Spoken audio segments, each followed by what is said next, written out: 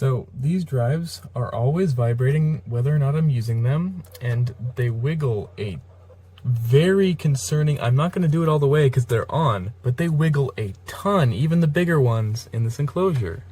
This sucks, and my entire desk is vibrating because of them. It's awful.